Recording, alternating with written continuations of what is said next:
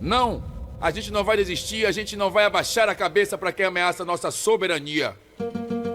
A gente não vai deixar de usar o Pix é nosso, é de graça e tá do lado de todo brasileiro. A gente não vai sossegar vendo você pagar mais impostos do que os super ricos, que pagam nada ou quase nada. A gente não vai deixar que a fome volte a assombrar. Sim, a gente vai seguir, a gente vai sim. Bota comida na mesa com Bolsa Família e o recorde de empregos. A gente vai sim. Se posicionar pela paz quando houver guerras. A gente vai sim. Garantir com pé de meia que o jovem siga na escola, faça o Enem e se torne universitário. A gente vai sim. Lutar do lado das nossas empresas que exportam e levam a força do nosso trabalho para o mundo inteiro. A gente acredita sim em um país forte e independente, um país que diz não pros privilégios e sim pra justiça social. Eu digo sim ao povo brasileiro. Governo do Brasil do lado do povo brasileiro. Ao povo brasileiro. Governo do Brasil do lado do povo brasileiro. Ao povo brasileiro. Governo do Brasil do lado do povo brasileiro. Ao povo brasileiro. Sim. Realmente agradecer o presidente pelo seu tempo. Presidente, muito prazer, muito obrigado. Edu, nossa parceria aqui para a gente fazer essa entrevista junto. A nossa comunidade mandou perguntas, a gente organizou aqui. Teremos 1 hora, talvez 1h30 com o presidente. Vamos ver o que vai acontecer. Vamos tentar meia hora a mais aqui, presidente. Mas eu queria começar já. A gente fez uma enquete com a nossa audiência para saber o que eles queriam de primeiro assunto. Se era Banco Master, se era uma coisa ou outra. E o primeiro assunto que veio foi eleições. Então eu vou encaminhar a primeira pergunta sobre eleições. Vamos lá. 22, presidente, foi uma campanha em torno da defesa da democracia com uma frente ampla. E depois nós vimos que houve uma tentativa de golpe, inclusive aqui onde estamos, teve uma destruição imensa, né, em toda a esplanada. Esse ano a gente vê a extrema-direita se movimentando, inclusive movendo peças nos estados para tomar conta do Senado, e me parece um golpe continuado, presidente. É assim que o senhor está vendo essa campanha desse ano de novo? A gente vai estar em volta de defender a democracia brasileira mais uma vez? Bom, é o que nós temos lido na imprensa, acompanhado rádio, televisão, nas redes sociais, ou seja, há uma tentativa de consolidar um esquema de ultradireita nesse país que passa por colocar um fim na democracia. Porque eles começam sonhando em fechar a Suprema Corte, sabe? Eles continuam falando que a urna eletrônica, sabe, permitiu que houvesse fraude, continuam desacreditando em tudo que é instituição que garanta o funcionamento da democracia. Então essa eleição, ela certamente será uma eleição que terá como ponto alto a defesa da democracia ou não democracia. E nós vamos ter que ter competência de explicar para a sociedade o significado da palavra democracia. Porque a democracia não é uma palavra abstrata, ou seja, só o direito do cidadão votar. A democracia é para o cidadão votar, controlar o seu voto e exigir que as pessoas cumpram com o mínimo de programa que foi a razão pela qual a pessoa foi eleita. Então nós temos que tentar saber o seguinte: primeiro, nós precisamos defender a democracia tendo como significado o direito elementar de todo mundo ser cidadão de primeira classe nesse país. Sabe, cuidar da saúde do povo, cuidar da educação do povo, cuidar do emprego do povo, cuidar de aumentar a renda da sociedade brasileira, tentar investir o máximo que a gente puder em cultura, em lazer, porque uma das coisas que faz com que as pessoas vivam mais e mais felizes é a pessoa ter acesso às coisas que eles precisam ter. Todo mundo quer ter uma coisinha a mais. E a democracia, quando a gente fala, não é só votar. A democracia é o seguinte: eu quero votar, mas eu quero ter direito. Eu quero trabalhar, eu quero ter uma jornada de trabalho menor do que a que eu tenho hoje, ou seja, eu não quero mais trabalhar 48 horas, 40 horas, eu quero, 6 por 1, eu quero, colocar o fim da escala 6 por 1, porque a juventude quer mais tempo para estudar, as pessoas querem mais tempo para ficar em casa. Agora mesmo acabamos de sancionar uma lei em que o homem vai ter direito a 20 dias quando nascer o filhinho, ou seja, ele vai aprender a lavar, trocar fralda, vai aprender a dar banho na criança. Tudo isso exige que as pessoas tenham mais cuidado. A parceria que tem que ter no casal. Então, eu acho que essa vai ser uma campanha, eu terei muito, mas muito prazer de ser, dentre todos os candidatos, o único que a palavra democracia está na minha origem, está na minha vida do dia a dia. Portanto, a democracia, ela é tão importante que ela fez com que o metalúrgico virasse presidente da República, fez com que o índio virasse presidente na Bolívia, fez com que um Chávez fosse na Venezuela, fez com que um Kirchner fosse na Argentina, fez com que uma mulher fosse a primeira no Brasil, a primeira na Argentina e a primeira no Chile. Então a democracia tem um valor inestimável e nós precisamos dizer, democracia significa garantir melhoria na qualidade de vida das pessoas. Presidente, bom dia, um prazer estar podendo fazer essa entrevista aqui, dando bom dia também para toda a nossa audiência. E eu tenho uma pergunta que é o seguinte, quando o senhor assumiu esse governo, e fala-se muito pouco nisso, existia um panorama de terra arrasada, principalmente nos programas de benefícios sociais, nos programas onde o Estado oferece algum tipo de rede de proteção para as pessoas que vivem as situações mais difíceis do Brasil. Estamos falando de farmácia popular, que foi um programa que praticamente deixou de existir. Estamos falando do próprio SUS, que não teve assim um olhar. E isso é importante, presidente. Sempre quando a gente fala de SUS, mesmo o nosso campo progressista tenta falar, não, porque o SUS é uma maravilha, temos que defender o SUS, temos que defender, é uma maravilha, mas temos também saber que tem gente que vai pegar a fila para fazer uma radiografia que demora 6 meses, 8 meses, 12 meses. Ficar falando que o SUS são mil maravilhas mostra que o cara nunca teve que usar nenhum serviço público. Mas o senhor encontrou terra arrasada. E aí teve que, na parte de monitoramento da parte de meio ambiente, teve que refazer tudo aquilo. Na parte de farmácia popular, refazer. Na parte de imposto de renda, atualizar a tabela e não só, levar para R$5.000 a isenção. E tudo isso reconstrói o que foi destruído e cada coisa melhora um pouquinho a vida das pessoas. Mas muita gente cobra a marca do governo, ou seja, uma coisa que mude estruturalmente e para sempre essa realidade do Brasil, que é uma realidade de enxugar gelo e sempre ver as coisas, os ricos ficando mais ricos, os pobres cada vez com menos direitos. O que o senhor pensa em buscar como marca do governo, como a maior mudança estrutural que o senhor pode oferecer para o Brasil, se o senhor conseguir um novo mandato? Você primeiro falar um pouco sobre a tua pergunta anterior. Veja, na verdade, nós pegamos esse país, era um país de terra arrasada, efetivamente. Você não tinha mais Ministério da Cultura, mais Ministério do Trabalho, não tinha Ministério de Direitos Humanos, não tinha Ministério da Igualdade Racial, não tinha Ministério da Mulher. Você não tinha nada. O IBAMA tinha 700 funcionários a menos do que 2010.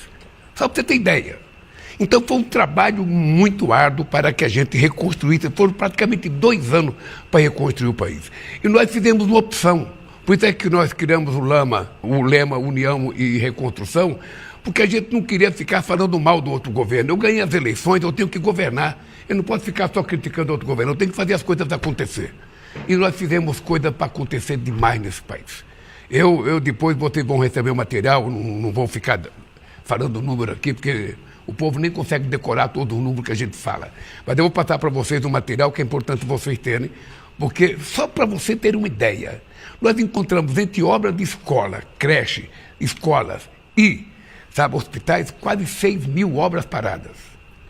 Do Minha Casa Minha Vida, casas que a Dilma tinha começado a construir em 2014 paralisadas, 87 mil casas. E para você reconstruir essa casa, tem todo um processo. É mais difícil até do que fazer um conjunto de habitação novo. Sim. Então, muito trabalho.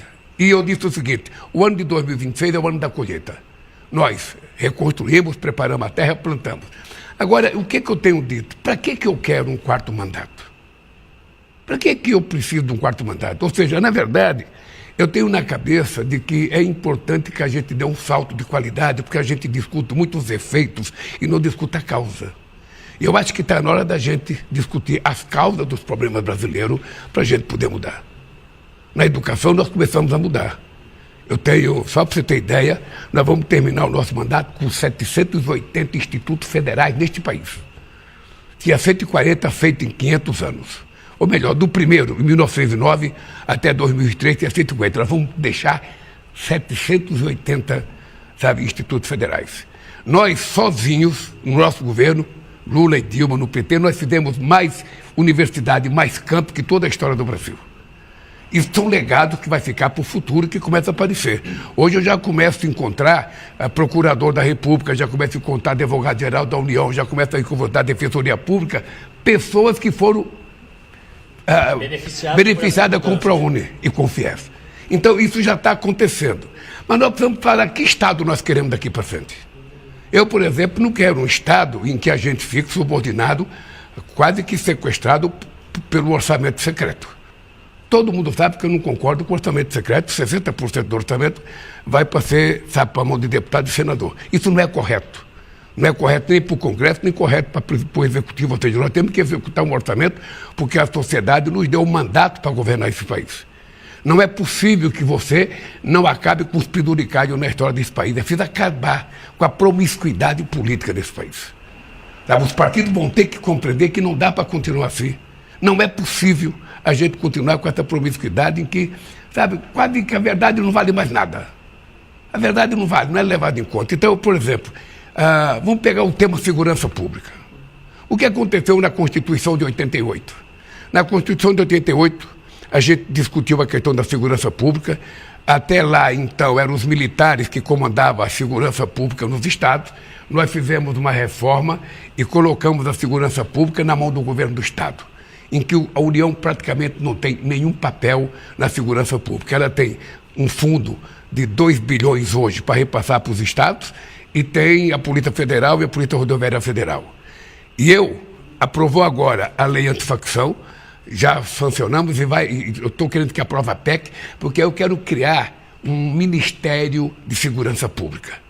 Porque aí nós vamos ter que definir qual é o papel da União. O papel não tem que pedir autorização para o Estado para você poder, sabe, fazer uma intervenção num crime violento, como o caso da Marielle. Se não fosse a Polícia Federal, a gente não tinha apurado aquele caso. Só resolveu com a entrada da Polícia Federal. E tem outros casos, porque tem muitos estados em que as pessoas não chegam ao fim do crime nunca. Por isso é que diminui o número de homicídio, porque as pessoas não apuram e não resistem. Então, o que nós queremos, na verdade, é fazer uma política de segurança pública muito séria, sabe? Aumentando o número da Polícia Federal, aumentando a inteligência, cuidando da nossa fronteira, aumentando a Polícia Rodoviária Federal, colocando ela para tomar conta das estradas e criar uma Guarda Nacional. Nós temos que ter uma Guarda Nacional para pronta intervenção, sabe? Em caso de bloqueio, em caso de uma facção tentar tomar uma cidade, um bairro, uma vila qualquer. Então, eu sempre disse, para o governo federal entrar na segurança pública, nós temos que ter uma lei que defina qual é o nosso papel. E a hora que aprovar a PEC, na semana seguinte será anunciada a criação do Ministério da Segurança Pública, sabe? Inclusive com orçamento. Porque não dá para a gente cuidar de segurança também, pedindo esmola a cada 10 milhões para aquilo, 15 milhões para aquilo. Nós temos que ter um orçamento, se for necessário, um orçamento novo, se for necessário um orçamento robusto, para que a gente não fique brincando de fazer segurança. A sociedade está precisando que o governo federal entre em ação. E para entrar em ação, nós precisamos ter a aprovação da nossa PEC, senão a gente não consegue entrar. Porque hoje a segurança é quase toda da responsabilidade dos estados pela própria Constituição. Então é uma coisa nova. Nós temos que rediscutir, por exemplo, a indústria da defesa no Brasil. Não pode um país com 16.800 quilômetros de fronteira seca, com 8.500 quilômetros de fronteira marítima, com 12% da água doce do mundo, com a maior floresta tropical do mundo, com terra rara, com minérios críticos, com tanto petróleo, ser desprovido de segurança. Nós nunca levamos a sério essa questão da segurança. Eu fico brincando com meus militares, daqui a pouco um país menor resolve invadir o Brasil e nós vamos ter dificuldade. Aliás, os Estados Unidos estão com autorização para colocar bases no Paraguai. Então, hoje, o mundo está exigindo que o Brasil pense em segurança com mais seriedade. Pense na defesa do povo, não é na segurança do presidente, é na segurança de 215 milhões de brasileiros. Nós vamos ter que levar mais a sério isso. Inclusive fortalecer a indústria da defesa, porque um país do tamanho do Brasil não pode ficar desprovido de segurança. Qualquer dia alguém resolve invadir a gente. Nós temos um cidadão no mundo que acha que é imperador. Que ele todo dia passa um Twitter, todo dia decide uma coisa, todo dia faz uma coisa, e o Brasil não pode ficar vulnerável.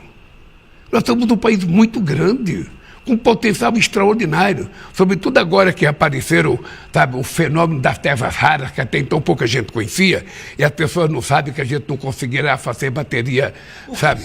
Isso é uma coisa importante que eu nunca vejo nas conversas. O que são as terras raras? Explica, aproveita que a gente está com uma audiência muito grande, e por que tem tanta disputa por isso que é chamado de terras raras, presidente? Pois é, porque as terras raras têm componentes químicos, ou seja, que permite a gente criar, por exemplo, bateria, sabe, de carro elétrico, chips de celular. Ou seja, tudo que tem hoje digital vai necessitar de você utilizar terras raras. É uma espécie de minério. Um minério, é um resíduo químico que tem na Terra. E o Brasil é a segunda maior jazida do mundo. O Brasil só tem 30% pesquisado do seu território. E nesses 30% a gente tem 23%, é o segundo país do mundo. A hora que a gente pesquisar tudo, a gente vai ter muita coisa. Olha, e os países desenvolvidos querem isso. A Europa é mais democrática. Ela fala, não, a gente quer compartilhar com o Brasil, mas a gente quer transformar dentro do Brasil. Sim. Industrializar o Brasil. O Flávio Bolsonaro quer dar para os Estados Unidos o material bruto, é isso que ele declarou na semana passada. Ele quer vender para os Estados Unidos, sabe, uma coisa que é tão importante para o Brasil. É como se eu pegasse o petróleo e falasse, o petróleo não precisa ser meu, o petróleo vai ser dos Estados Unidos. É uma vergonha, inclusive, o que o Caiado fez em Goiás. O Caiado fez um acordo com empresas americanas, fazendo concessão de coisa que ele não pode fazer porque é da União. Então, se a gente não tomar cuidado, Demório, se a gente não tomar cuidado, Eduardo, essa gente vai vender o Brasil e nós não podemos permitir, sabe, que depois de levar o nosso ouro, depois de levar a nossa prata, depois de levar o nosso diamante, depois de levar a nossa floresta toda, ou seja, o que eles querem mais? O que aqueles brasileiros que têm complexo de vira-lata, que vão para o Brasil, que vão para os Estados Unidos pedir para o Trump, sabe, invadir o Brasil, que vão prometer dar para o Trump aquilo que, sabe, quem tem vergonha não oferece. E nós vamos deixar? Não, nós não vamos deixar. Isso vai fazer parte do processo da luta política. E nós, então, esse projeto de um novo Brasil, com a nova indústria da defesa, o sucesso da nossa nova indústria Brasil, Eduardo, foi muito grande. Se você souber como é que está crescendo a indústria farmacêutica no Brasil, a produção de remédio, sabe? E essa é uma coisa que nós temos que fazer com que aconteça. Ó, só para dar um número, Eduardo, quando eu voltei no Brasil, em 2023, quando eu deixei a presidência em 2010, o Brasil vendia 3.600.000 carros por ano. Quando eu voltei 15 anos depois, eu estava vendendo 1.600.000. Agora já está vendendo outra vez 2.690.000. Já recuperamos mais de 1 milhão de carros. E esse mês de março agora, só para você ter ideia, nós vendemos 270.000 carros na indústria automobilística, carros e caminhões. 45% a mais do que fevereiro e 37% a mais do que março do ano passado. Ora, por quê? Porque quando os chineses entraram aqui, a indústria automobilística brasileira acordou. Fazia anos que não fazia investimento. Aí vieram aqui anunciar investimento de 190 bilhões de reais, sabe, na indústria automobilística. E na medida que o povo tem mais crédito, o povo vai comprando. Na medida que o povo compra, o mercado cresce. Na medida que o mercado cresce, gera emprego. O emprego gera renda, a renda gera mais comércio. É esse país que nós queremos prometer. É um país em que a gente está trabalhando fortemente na questão da inteligência digital. Estamos tentando fazer parceria com empresas, estamos fazendo parceria com a China. Sabe, não foi aprovado o Redata no Congresso Nacional, mas nós achamos que o Senado pode voltar a discutir o Redata, porque nós temos que construir os nossos data centers. A gente não pode só fazer data center com empresas estrangeiras para tomar conta dos nossos dados. Nós é que temos que tomar conta dos nossos dados. Porque um data center leva muito gasto de energia e muita água. Isso. E nós precisamos cuidar da água como uma coisa sagrada. Os Estados Unidos não querem mais lá, querem jogar para a gente, né? Esse negócio então nós vamos querer. Não, os países ricos não querem fazer no país deles, querem fazer no Brasil. Gente, é isso. E nós precisamos tomar cuidado. A gente não pode ser enganado como já fomos. Foram 400 anos levando o nosso ouro. O que ficou para o Brasil? Levaram a nossa prata. O que ficou na América Latina, depois de tantos anos de explorado? A Bolívia não poderia ser rica? O Peru não poderia ser rico? O México não poderia? O que ficou para nós? Nada. Nada, porque levaram, sabe, e vendiam para nós depois o subproduto muito mais valioso do que aquilo que eles levavam. O minério de ferro. Levaram a nossa Vale, levaram o nosso tudo, isso, né? É.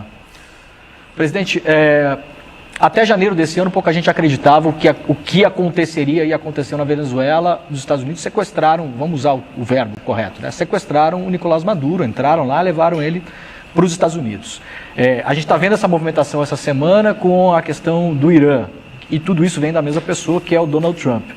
As ameaças a Cuba. As ameaças a Cuba, que já colocou na mira, dizendo que é o próximo, né? E Cuba numa situação dramática nesse momento, inclusive nós estivemos lá, né? O Edu esteve lá, eu estive lá em dezembro, muitos dias sem luz, o povo na rua, uma situação muito complicada mesmo. O senhor acredita ou teme e já está se preparando para caso nas eleições o Trump diga que não reconhece as eleições brasileiras? O senhor acha que é uma coisa possível de acontecer? Olha, eu pelo que eu tenho visto do Trump nesses anos, nada com ele é impossível. O dado concreto é que não tem nenhum país do mundo, eu vou repetir, não tem nenhum país do mundo que tem o direito de levantar qualquer suspeita sobre o processo eleitoral brasileiro. E vou te dizer uma coisa, Demore. A minha eleição, eu vou dar um exemplo, eu fui, desde que tem eleição para presidente da República, ou eu fui o primeiro ou eu fui o segundo. Quando eu não fui candidato, a Dilma foi 2 vezes. Quando eu não fui, o Haddad foi o segundo outra vez. Ou seja, numa demonstração que se fosse possível roubar com a urna eletrônica, o Lula não seria 3 vezes presidente da República desse país. Não seria. Então, ninguém, nem Trump, nem Macron, nem Xi Jinping, ninguém nesse mundo tem o direito de colocar sob suspeito o processo eleitoral brasileiro, sabe, pelo comportamento da nossa justiça eleitoral e pela seriedade das urnas. Mas se ele fizer, presidente? Se ele fizer, nós vamos dizer que ele está mentindo, que não é verdade. Sabe, se ele fizer, ele vai ter um enfrentamento político desnecessário. Você acha que isso pode Porque quando encontrei com o Trump, Demora, eu disse para o Trump o seguinte: olha, você tem 80 anos de idade, você vai fazer 80 anos dia 14 de junho, ele vai fazer agora. Portanto, nós somos 2 octogenários, a gente está a conversar com seriedade a relação dos nossos países. São 201 anos de relação diplomática. O Brasil não quer briga com os Estados Unidos, o Brasil não quer briga com o Uruguai, o Brasil não quer briga com a Bolívia, o Brasil não quer briga com ninguém. O Brasil quer respeito, porque a gente gosta de respeitar. Então, os Estados Unidos têm direito, nós temos direito. Vocês têm interesse, nós temos interesse. Vamos sentar na mesa de negociações e vamos ver o que é cada um. Por exemplo, crime organizado. Eu falei para o Trump, falei, olha, você quer combater o crime organizado?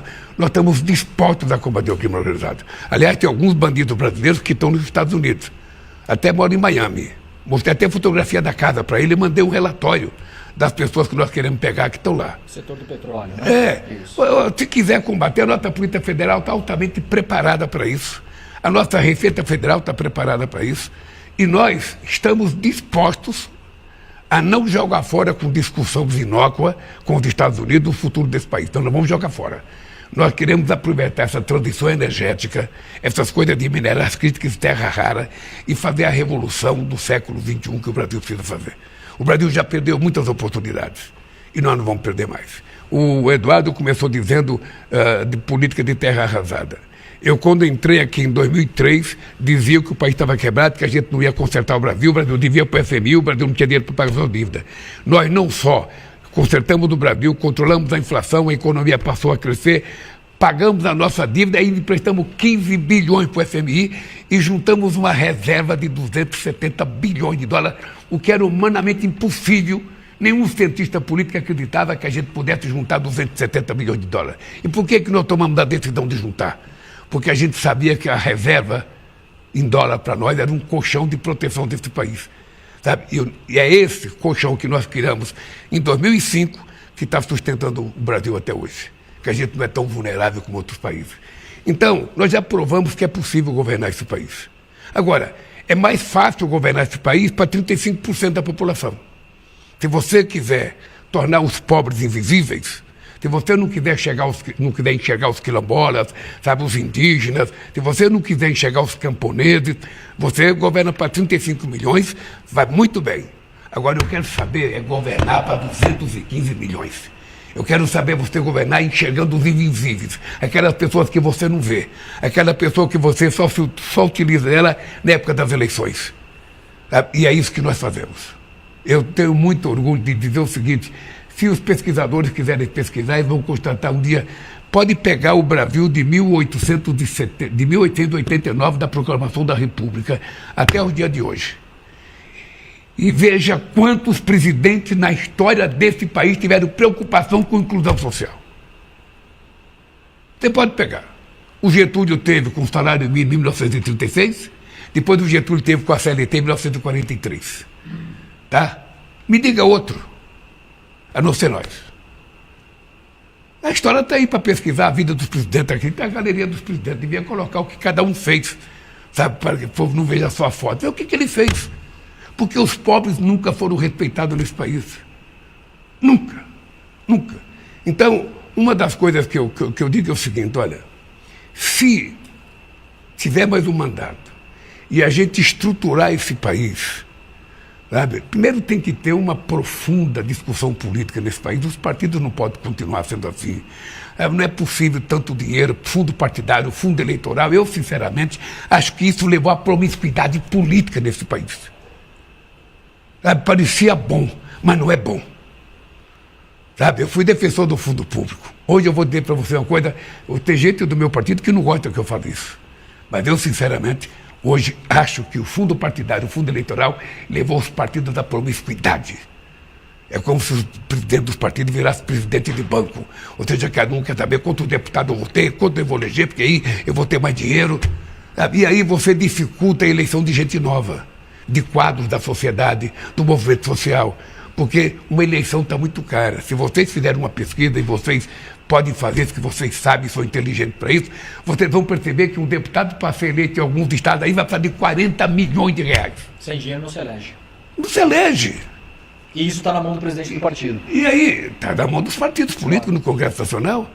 E as emendas facilitam muito isso. Com certeza. A emenda ela perpetua e piora a formação ali dos quadros. Né? O cara vira dono do mandato. O cara vira dono do mandato. As pessoas novas têm pouca chance de se eleger. Pouca. Você pegar um cidadão do movimento social e querer fazer o deputado é muito mais difícil hoje. Porque está tudo marcado. Você vai ver que a renovação vai ser muito pouca. Sabe? Então, um deputado hoje ele não conversa mais com o governador, ele vai direto para o prefeito. Sabe? Então, virou uma coisa, quase que uma coisa carimbada. Faz o Pix então, se a gente não mudar isso, Eduardo, a gente não vai nunca discutir a causa dos problemas brasileiros. E eu acho que a causa da questão está na criação de um modelo de desenvolvimento econômico que leve em conta a necessidade desse país virar uma economia definitivamente desenvolvida. Nós temos todas as condições, nós temos, sabe, material humano para isso, nós temos universidade para isso, nós temos pesquisadores para isso, nós temos trabalhadores para isso. O que é que falta? É tomar a decisão na hora correta. E no Brasil, muitas vezes, a gente não consegue tomar a decisão na hora correta, porque nem sempre você consegue aprovar. O que nós fizemos este ano de aprovar a política tributária foi um milagre daqueles que quem não acredita em Deus pode começar a acreditar. E depois de muita conversa com o Congresso Nacional, com o Senado, com a Câmara, muita conversa, houve ajuda de muitos deputados, houve gente, inclusive de direita, que contribuiu para que a gente conseguisse aprovar minimamente essa reforma, aprovar o desconto do imposto de renda até a isenção até R$5.000. Muita gente não acreditava que fosse possível e foi possível. Então agora nós temos que discutir outras coisas mais importantes. Então, eu falo que eu não decidi que vou ser candidato ainda, mas certamente vai ter uma convenção no mês de junho, e eu, para decidir ser candidato, eu vou ter que apresentar um programa. Eu vou ter que apresentar uma coisa nova para esse país. Alguma coisa para que a gente não fique só, fica o mandato, acaba com a fome, sai, aí volta, a fome está de volta outra vez, aí fica outro, sabe? Eduardo, eu cheguei no governo, fazia 6 anos que não tinha reajuste da alimentação escolar. 7 anos tem reajuste na Bolsa dos estudantes desse país, dos pesquisadores. Então era um país abandonado, sabe? E você coloca ele em dia, porque aí nós temos que dar mérito à equipe econômica, ao Haddad, que fez um trabalho sério, difícil, mas a gente conseguiu colocar ordem na casa outra vez. E hoje você tem a maior massa salarial desde que se cometiu, você tem o maior aumento do salário mínimo, o maior reajuste do salário mínimo para os aposentados, você tem recorde de exportação, você tem a menor inflação acumulada em 4 anos da história desse país. Ou seja, está tudo bem não, está tudo ruim ainda, porque a situação econômica do país poderia ser melhor. a massa salarial poderia ser maior, a renda poderia ser maior. Acontece que quando nós tivemos o impeachment da Dilma, houve um retrocesso muito grande nesse país. E nós agora precisamos recompor. E para recompor tem que ter muita responsabilidade. O Eduardo começou a entrevista falando o seguinte: você sabe que eu falo tudo, você sabe que eu falo o que eu quero, tudo. Você sabe o que acontece? É que tem um momento na vida que você fala tudo o que você quer. Você pode falar. E tem um momento na vida que você só fala o que você pode fazer, você não fala o que você quer. Tá? Porque se você quer falar, você não faz. E quando você está no cargo de presidente da República, você tem que ter muita responsabilidade. Sabe? Eu, quando faço crítica ao orçamento secreto, eu sei o que o Congresso pensa do orçamento secreto, eu sei o que eu penso, mas todo mundo sabe que está errado. Todo mundo sabe que está errado. O Congresso se apoderar de 60% do orçamento, de 50%. Muitas vezes sem licitação, sem nada, só manda o dinheiro para a prefeitura.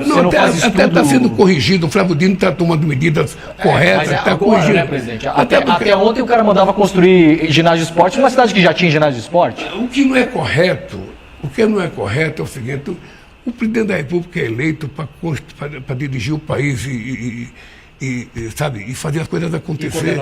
E o orçamento tem que estar na mão do Poder Executivo. Claro. Qualquer um deputado que for presidente da República, qualquer senador que for presidente da República, quando ele chegar aqui, ele vai falar: puta, sequestraram o meu orçamento.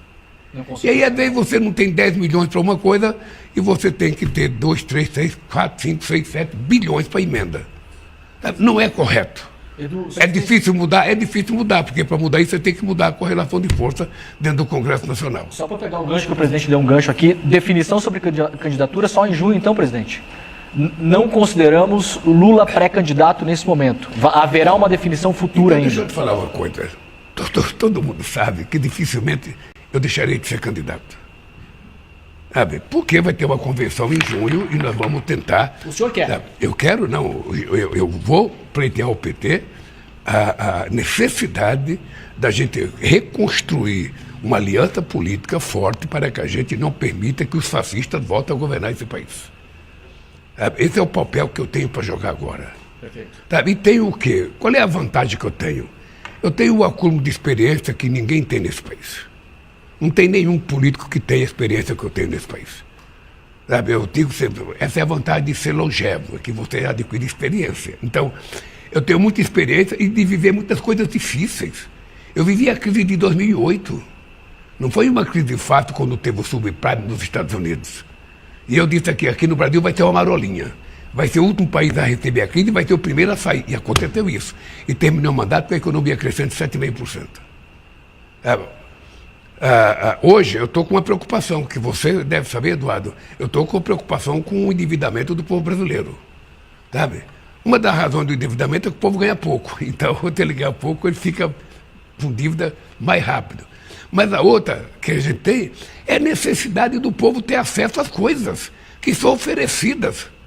Sabe? Mas nesse sentido do povo brasileiro estar endividado, eu vou aproveitar e lhe fazer uma pergunta 100% direta. E pode me dar sugestão também. E sugestão, já vem com uma sugestão, que a sugestão é a seguinte: por que a gente não proíbe as bets? E eu lhe explico. As bets, a gente está vendo agora, e isso, investigações da Polícia Federal, nesses ataques que tiveram ao Banco Central de vários sites, etc.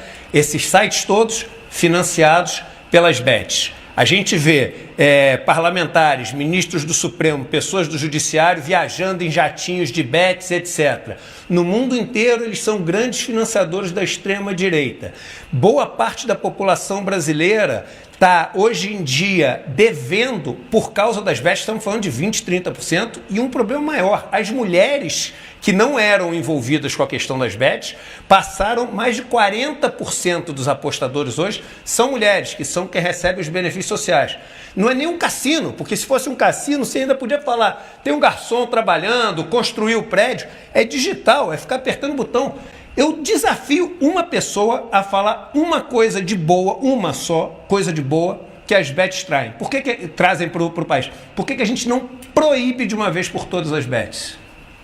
Obrigado pela sugestão, obrigado pela pergunta, porque faz acho que 15 dias que eu tenho discutido esse negócio das bets. Sabe? Eu tenho discutido exatamente isso. Se as bets causam mal, que a gente acha que causa, por que a gente não acaba com as bets? Ou você regula para que não tenha tantas bets no Brasil, que você possa ter algumas, se é que tem alguma serventia. O futebol não pode prescindir das bets, mas o futebol viveu um século e meio sem as bets. Sabe? Então, nós estamos tentando discutir isso, querido. Estamos tentando discutir porque, inclusive esse país religioso como é, ou seja, eu passei toda a minha vida ouvindo dizer que não era possível ter jogo de azar, não era possível ter cassino, o jogo do bicho era contravenção, não sei das contas e tal. Hoje, o cassino está dentro da sua casa, com o seu filho de 10 anos, com o seu neto de 11 anos, com a sua neta, com sua filha, utilizando o celular do pai, que é contra o jogo de azar, gastando dinheiro desnecessário e rica das bets. É isso que está acontecendo. Então... E vai quase tudo para fora do Brasil. Hein? E vai quase tudo para fora do Brasil. E nós estamos discutindo muito a sério isso. Eu quero dizer para você, alto e bom som, olhando para a Câmara ali. O Stuka colocou ali, Câmara Principal. Então estou aqui vendo a Câmara Principal. Eu quero dizer o seguinte, se depender de mim, presta atenção, se depender de mim, a gente fecha as bets. Se depender de mim. Obviamente que depende do Congresso Nacional, depende de uma discussão. Ontem eu fiz uma reunião muito longa aqui. Sócio de bet, presidente. Eles não Eu vão sei, votar, eu eles sei, não vão- eu A gente sei. está olhando para o Congresso daqui dessa sala, presidente. Eu sei que eles financiam, eu sei quem tem. Voam em jatinho Eu só de não posso, eu poderia até citar nomes, eu não posso citar nomes, porque claro, mas eu o não povo sabe. sou juiz e não sou policial, eu não posso citar nome. Mas todo mundo sabe quem são os deputados que estão envolvidos nisso, quem são os partidos que estão envolvidos nisso, quem são os senadores, todo mundo sabe. Então é o seguinte, não é possível a gente continuar com essa jogatina desenfreada nesse país. Não é possível. E isso leva a sociedade a cometer desvio, ou seja, porque todo mundo, Eduardo, todo mundo quer ganhar um dinheirinho a mais. Porque também quando a pessoa está viciada no jogo, não é... Só temos que tratar isso como uma questão de saúde. Total. Saúde. Eu conheço pessoas que perderam carro, conheço pessoas que perderam casa. Portanto, então, pessoas que se matam. Então, veja, nós temos que ter coragem de dizer. Nós agora aprovamos a questão digital, a ECA digital, que é, possivelmente, a regulamentação mais séria em qualquer país do mundo para tentar controlar a influência digital na cabeça de adolescentes, sobretudo, com muita gente sendo vítima, de ofensa, de bullying, de mutilações, É duro fazer? É. Vai ter gente que vai ter contra, vai, mas quem não quiser, arrumar confusão, não entra na política. Porque sempre vai ter alguém contra e alguém a favor. E nós temos que ter coragem de dizer o que nós queremos. É possível melhorar o país, mas daí também melhorar a nossa qualidade. Quando eu digo a nossa qualidade, eu estou dizendo todo mundo. É preciso melhorar a qualidade da classe política desse país. Porque tem muita coisa podre nesse país. O crime organizado está em tudo quanto é lugar. O crime organizado está na política, está no futebol, está no judiciário, está na religião, está em tudo quanto é lugar. Então, ou nós fazemos um pacto para que a gente consiga resolver esse assunto, ou nós vamos continuar sendo um país... Quase deu certo. E eu tenho muito orgulho. De, nos meus 2 mandatos, nos 3 mandatos, o país deu certo. O país cresceu, se desenvolveu, gerou emprego, Como agora, o menor desemprego da história desse país desde que a gente mede. É suficiente, não é? Eu sei que tem muita coisa para fazer. A dívida do Estado brasileiro com o povo brasileiro é de tal magnitude que a gente pode fazer muita coisa durante muitos anos que a gente ainda vai estar devendo alguma coisa para o povo brasileiro. Porque são séculos de abandono. Séculos. Você já se perguntou por que o Brasil foi o último país da América do Sul a ter uma universidade federal? Eu conto sempre o seguinte,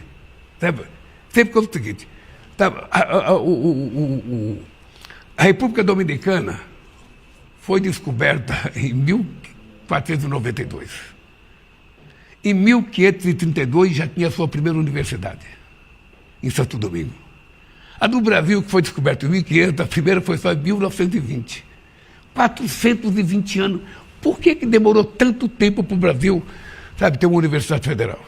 Um projeto, né? Porque o povo pobre não precisava estudar, ele tinha que cortar cana, tinha que ser garimpeiro, tinha que trabalhar, sabe, ou no máximo ser ajudante de pedreiro para construir ponte em São Paulo, que era esse o slogan que falava com a gente nordestino.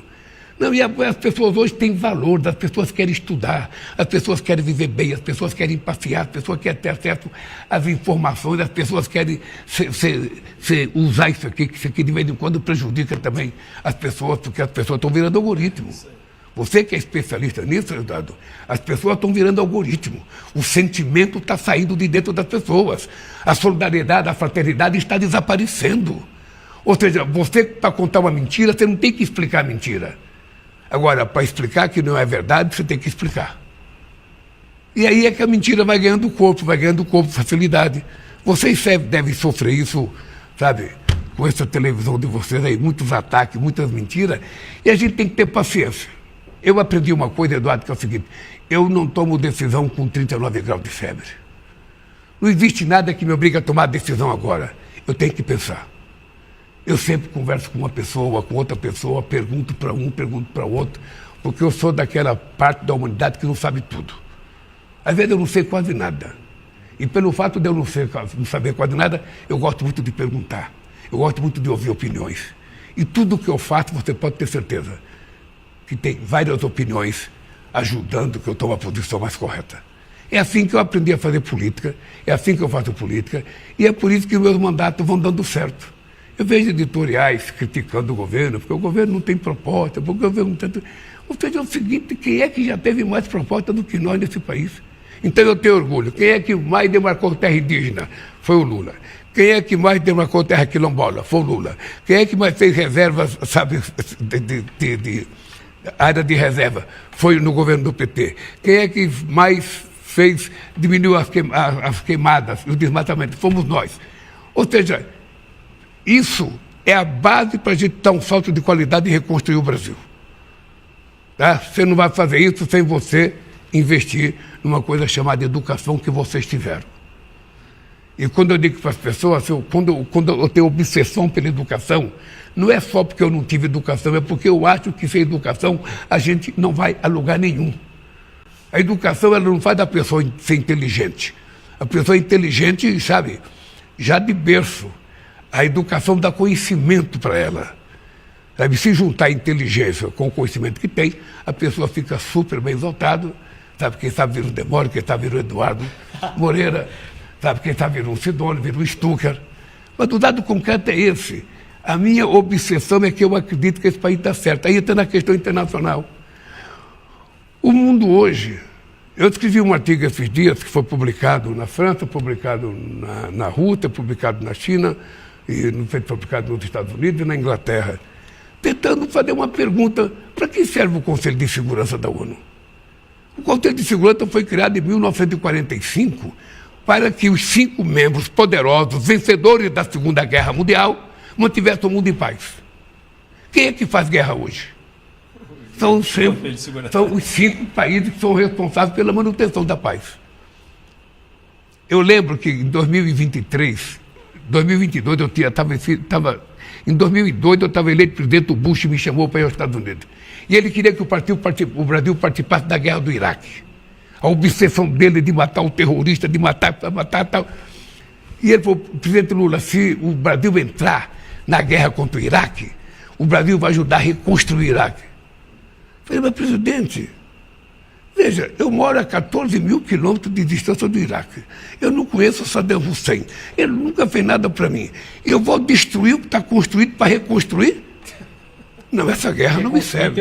Essa guerra não serve. Né? De botar as empresas brasileiras reconstruir. Ou seja, o plano estava claro: você destrói para construir e ganhar dinheiro em cima. Então eu falei: ô presidente, deixa eu falar com você. A minha guerra no Brasil é contra a fome. Eu tenho 54 milhões de pessoas passando fome, eu quero acabar com a fome. E acabamos. Fiquei 15 anos fora, eu voltei e tinha 33 milhões de outra vez. Em 2 anos e meio acabamos com a fome. Então, essa é uma coisa importante que, se você não fizer, Eduardo, você não dá o passo seguinte. Sabe, seria muito fácil se a gente não quisesse enxergar as pessoas pobres.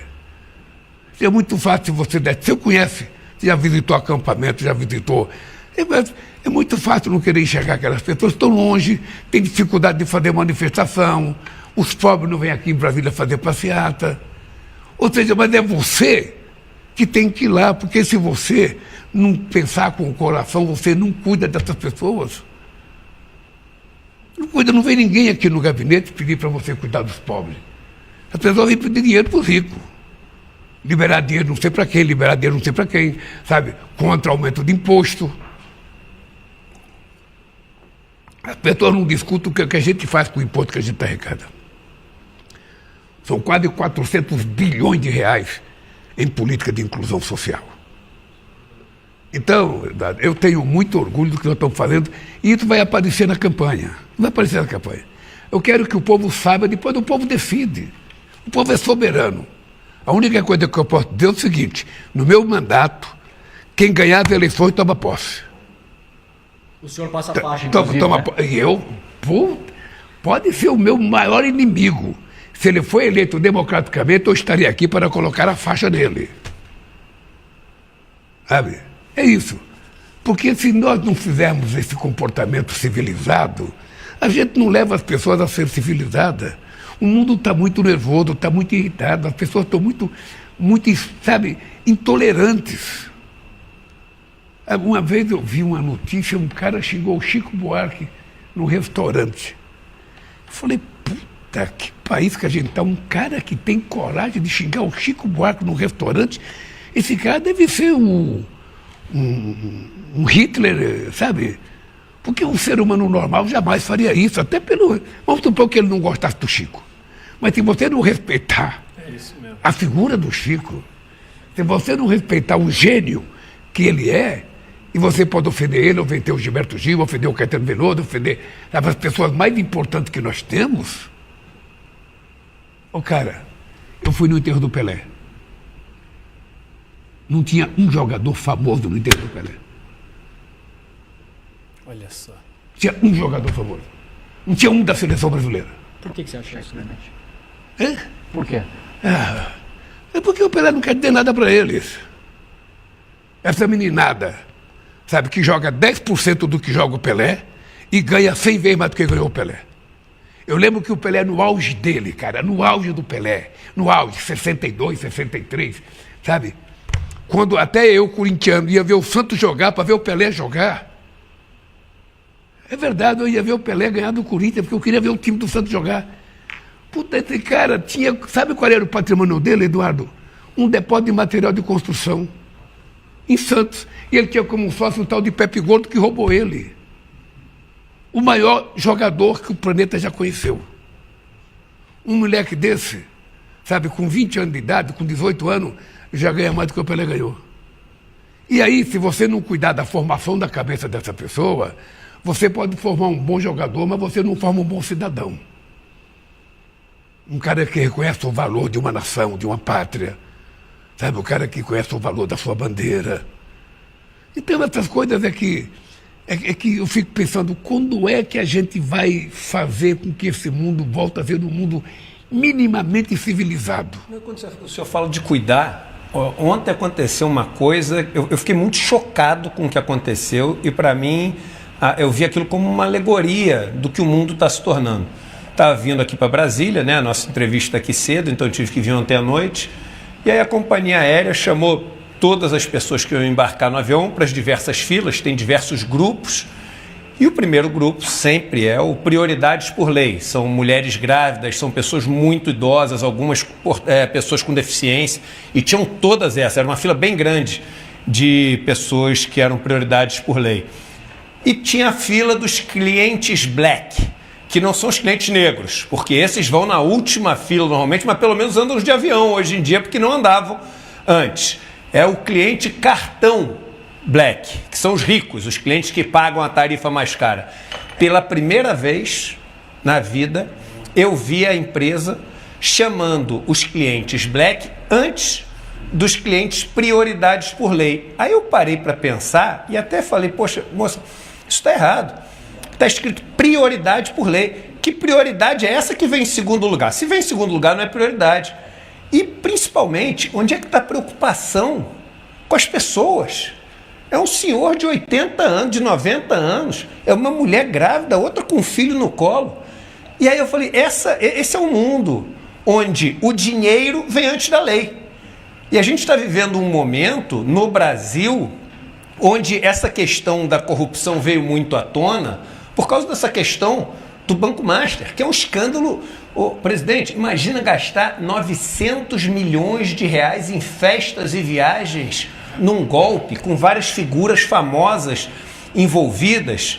E aí a gente fala o seguinte, caramba, a corrupção está aparecendo. E o senhor deve viver esse paradoxo, que é o seguinte, corrupção, quanto mais você investiga, mais ela aparece. Então, por incrível que pareça, os governos que mais investigam a corrupção pagam o preço de aparecer muita corrupção no governo. Fácil é fazer que nem o Bolsonaro fez, que é o seguinte, não investiga nada, não vai aparecer nada. E pelo contrário, não é que só não aparece, vai crescendo. Esquema do INSS, o Roberto Campos Neto lá aprovando as coisas todas do Banco Master, etc. A Polícia Federal começa a investigar, começa a aparecer. Mas aí eu lembro da fila de ontem, tá aparecendo um monte de gente, tá aparecendo um monte de contrato milionário, tá aparecendo um monte de golpe e roubalheira, mas o dinheiro vem antes da lei. Quando é que a gente vai começar a ver no Brasil essas pessoas serem punidas e as pessoas voltarem a acreditar que a lei vem antes do dinheiro?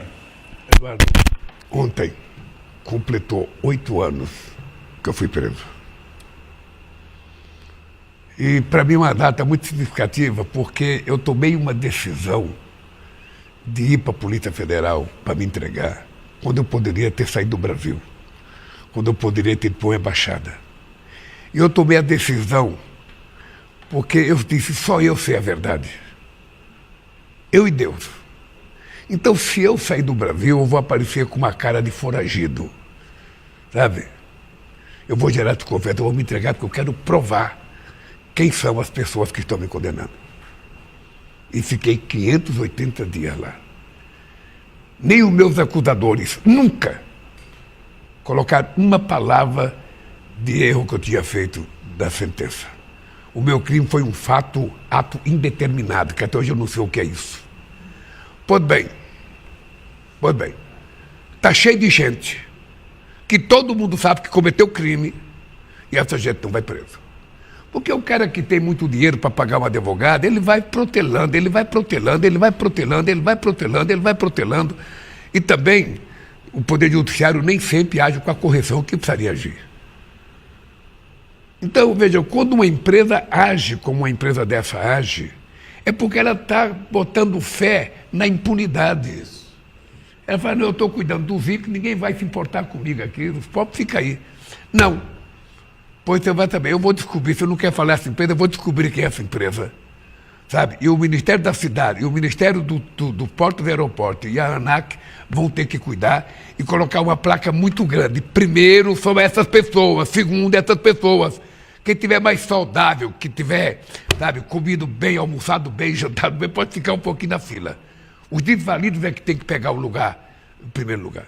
E tem que ficar visível, porque é uma questão de educação, é uma questão de respeito.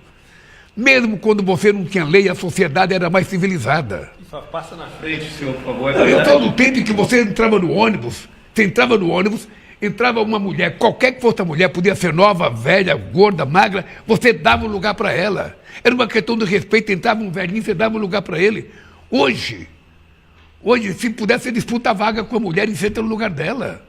Não deixa sentar, é uma falta de respeito, é uma falta de educação, é uma incivilidade que não está explicado. Então essas coisas nós vamos ter que trabalhar muito para mudar. Eu sei o que é essas coisas, porque eu já passei por muitas privações, eu sei como é que o povo é tratado. Mas você não pode permitir isso. Nós temos que ter consciência do seguinte, olha, no Brasil tem governos estaduais que escondem os homicídios. Aí quando você pergunta quantas pessoas foram assassinadas, pouca, porque não foi registrado, não apuraram. No nosso governo, o meu diretor-geral da Polícia Federal e meu ministro, tanto o Flávio Dino quanto o Lewandowski, agora o meu amigo Wellington, sabe o seguinte, olha, é o seguinte, não tem limite para apurar a corrupção. Não tem limite. Seja quem for, envolva gente do governo ou não, tem que apurar. Porque a sociedade tem que saber quem é o sacana que está tentando ganhar dinheiro às custas, sabe, do povo brasileiro. Vamos pegar o caso do Banco Master. Ou seja, eu esse dia eu perguntei para uma pessoa importante desse país aqui, por que vocês nunca publicam o nome do Roberto Campos? Isso. Ou seja, o Ilan, que era o ex-presidente do Banco Central, recusou reconhecer o Banco Master. Isso. 2 anos depois... 2 anos não. Isso foi em fevereiro. Uhum. Em setembro, sabe, o senhor Roberto Campos legalizou o Banco Master. E todas as falcatruas que vêm na árvore genealógica do Banco Master tem quem? O governo Bolsonaro. O Guedes. E os ministros deles. A imprensa dá atenção para isso, né, presidente? É só você mostrar. É só você mostrar. Que você vai perceber que há uma tentativa de esconder o verdadeiro... Sabe, qual é a serpente que pôs o ovo? É o senhor Roberto Campos. Eu quero trazer do seu lado humano um pouco. O que o senhor, quando vê um escândalo do tamanho desse Banco Master, com tanta gente envolvida, com milhões de brasileiros aposentados, etc., perdendo todo o seu dinheiro de Estado colocando, o que o senhor sente hoje, depois de já ter visto um monte de corrupção? Isso normalizou para o senhor? Pô, que saco, mas faz parte, não sei o quê. Ou isso, quando o senhor vê um escândalo como esse do Banco Master, isso tira o teu sono, te deixa indignado? Como é que o senhor se sente? Eu fico indignado. Você pode conversar com o meu pessoal da Fazenda, você pode conversar com o Galípolo, eu fico indignado. Porque, veja, a boca pequena, se você descer e andar ali naquela prata, você vai encontrar gente que sabe. Qual é o deputado que está envolvido nisso? Qual é o deputado, o senador que está envolvido nisso? Qual é a autoridade judiciária que está envolvido nisso? Você sabe. Sabe? Mas parece que a coisa, sabe, não anda. No caso do meu processo, o meu processo andou como se fosse um avião caça. Porque era preciso colocar o Lula na cadeia para ele não disputar as eleições. Mas não é mais assim agora. Sabe? Então nós precisamos também, sabe, nós precisamos ter uma discussão profunda sobre o papel do Poder Judiciário nesse país. Porque, veja, hoje os governadores todos se queixam. Ou seja, a polícia prende um ladrão. Sabe, dependendo da fama do ladrão, ele é solto no dia seguinte. Às vezes o ladrão está numa cadeia, o ladrão pede para ir numa cadeia, ele é liberado para ir para aquela cadeia. Ou seja, é preciso que haja um novo comportamento da sociedade, aí nós temos que envolver o Poder Judiciário, o Poder Executivo, o Poder Legislativo, todo mundo. Vamos pegar a questão do feminicídio. A quantidade de violência contra a mulher.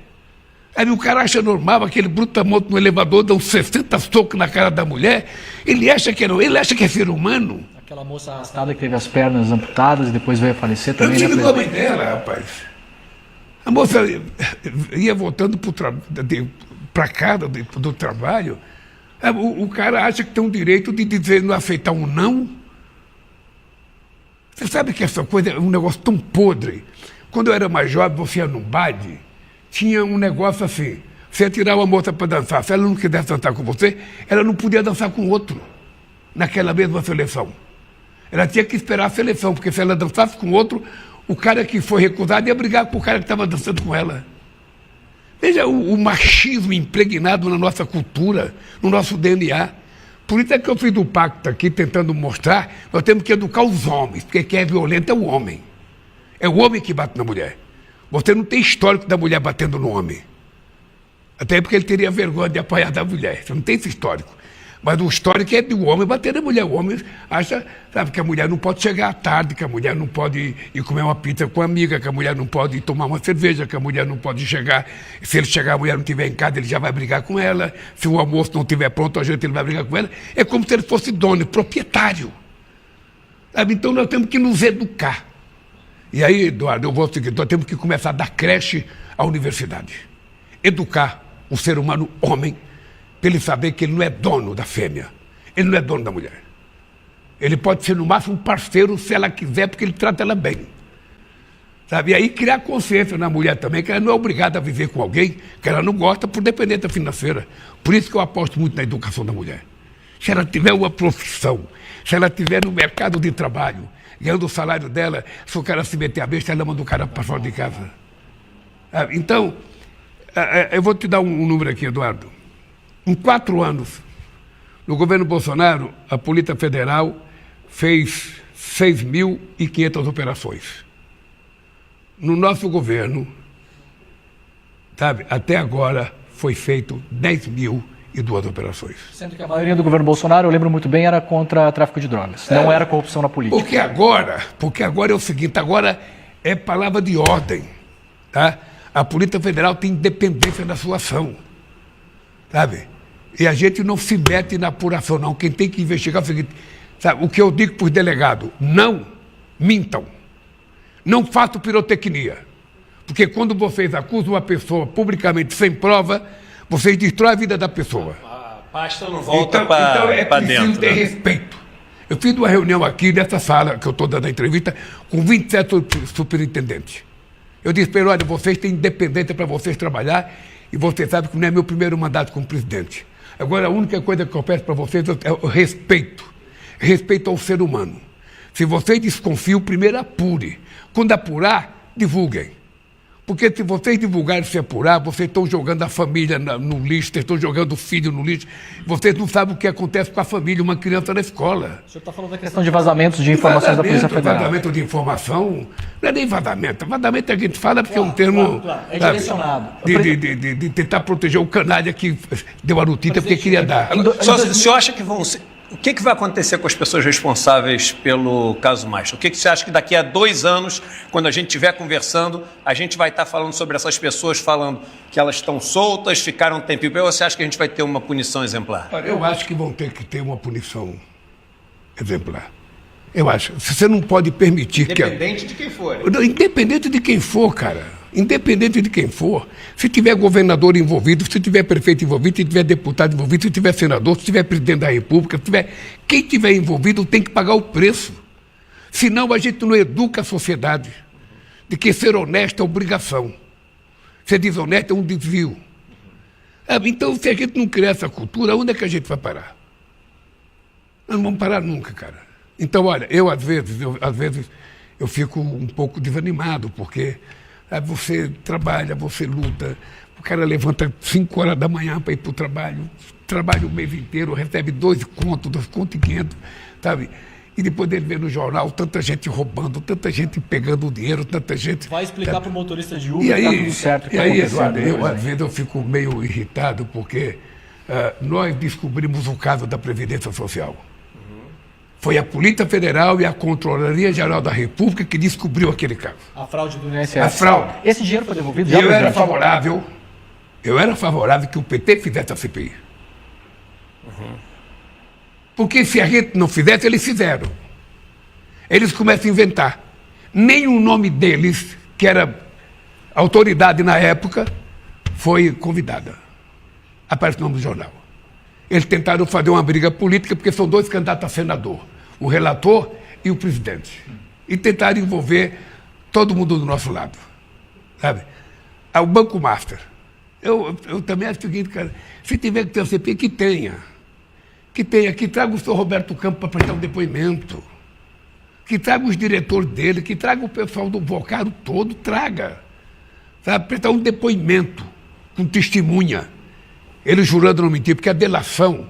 Porque essa turma nunca presta. Americanas, nenhum dos donos das Americanas veio prestar depoimento. Ficou tudo no exterior, né? Rico não presta depoimento. Não foram nem convidados. Hein? Não foram nem convidados para a CPI. Pois eu fazia questão de prestar depoimento, eu não me recusei a prestar um depoimento.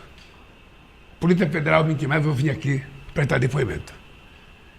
Porque se a gente não fala o que a gente pensa, eles falam o que eles imaginam. E muitas vezes eles fazem relatórios mentirosos. Então tem gente que fala, o Vocaro não pode fazer delação. O do Vocaro pode fazer uma delação, a delação é sempre delicada. Porque ela tem que ter, sabe, mais gente acompanhando a delação. Porque pode ser uma delação comprada. Delação combinada. Uma delação... Eu não esqueço nunca um depoimento do Léo, da UAF, Léo Pinheiro. no meu caso. O Léo que era um grande parceiro, viu? O Léo era um bom homem, um bom empresário. Eu lembro que ele trocou de advogado e ele já tinha prestado 3 depoimentos e dito que não tinha nada comigo. Aí no 4º depoimento ele falou, o apartamento é do Lula. Aí o Cristiano perguntou, escuta aqui, você já prestou 3 depoimentos e disse que não era, agora é por quê? Porque meu advogado mandou. Simplesmente assim, meu advogado mandou. Então precisa ter cuidado com delação. É preciso ter cuidado com a consideração. Só para deixar claro que muitas pessoas esquecem. Léo Pinheiro, que era sogro do Pedro Guimarães, que foi presidente da Caixa Econômica Federal. Uma relação que as pessoas não falam. Ou seja, a pessoa que mudou o depoimento que levou o senhor para a prisão, inventando um fato que nunca tinha falado antes, ele foi solto depois disso e o genro dele assumiu a presidência da Caixa Econômica Federal no governo Bolsonaro. Só estou falando fatos aqui para que as pessoas saibam de fatos. Mas, Eduardo, então, eu acho, querido, eu fico feliz quando eu vejo o programa de vocês, porque é preciso mais gente falando a verdade nesse país. Eu sei que às vezes vocês são xingados, tem gente que fala, pô, essa tal dessa ICL é do governo nada. O pessoal me critica quando eu critico o governo, hein? Quando eu faço crítica ao governo, o pessoal cai em cima de mim. Se você criticar o governo naquilo que o governo fez de errado, você está de parabéns. O que às vezes a gente fica chateado é quando há uma condenação de uma inverdade. É verdade. Sabe? Mas se a gente errar, tem que dar o cacete mesmo. Não tem nem. Eu jamais pedirei para um jornalista, sabe, não dizer uma coisa que for verdade. Se for verdade, aconteceu, publica, não tem problema.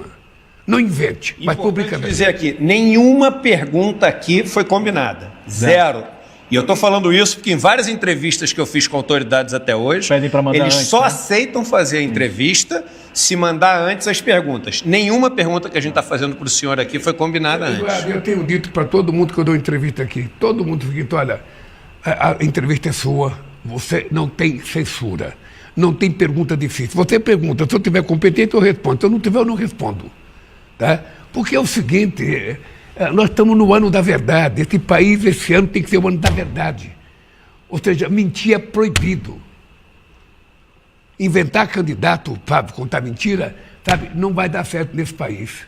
Porque eu tenho convicção de que a verdade vai prevalecer nesse país, a democracia vai prevalecer. Sabe?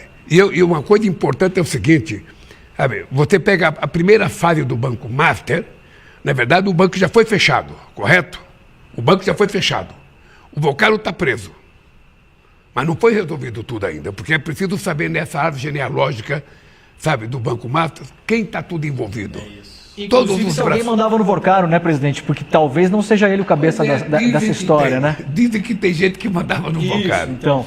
Não, porque, veja, uma promiscuidade política nisso. Presidente, eu não fico comentando as coisas, porque não é o papel do presidente da República. Mas, veja, eu vejo notícia no jornal, coisa que eu não acredito. Coisa que eu não acredito.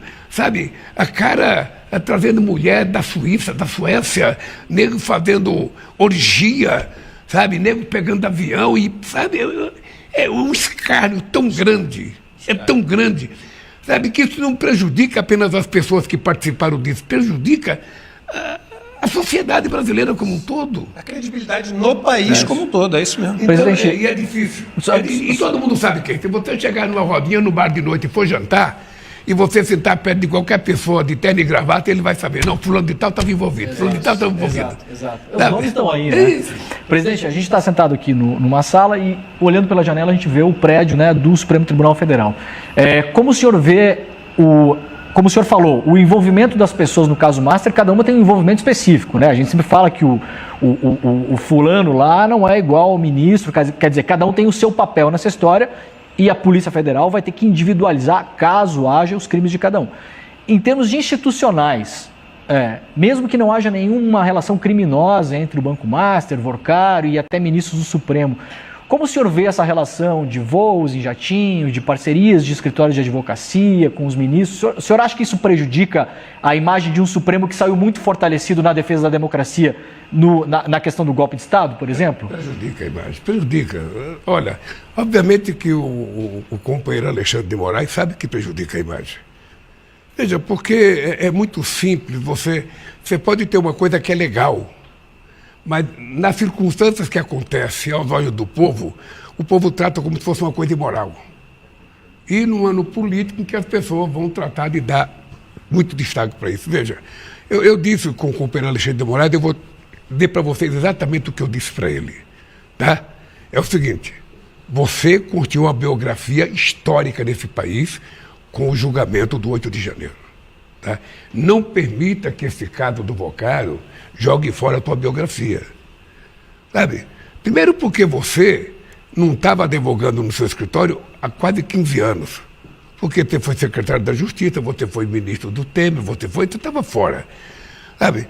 Mas a sua mulher estava advogando, diga textualmente, a minha mulher estava advogando, minha mulher não tem que pedir licença para mim, ela faz a coisa. Eu só prometo que aqui na Suprema Corte, caso da minha mulher, sabe, eu me sentirei impedido de votar, qualquer coisa. Alguma coisa que passe para a sociedade, uma firmeza, sabe, que ele tem. Que ele tem. Agora, eu também sempre tento separar o caso da Suprema Corte do Vocaro. Primeiro, nós temos que pegar a bandidagem do Vocaro. Sabe? Já ele está preso. Mas ainda tem um monte de coisa a ser descoberta.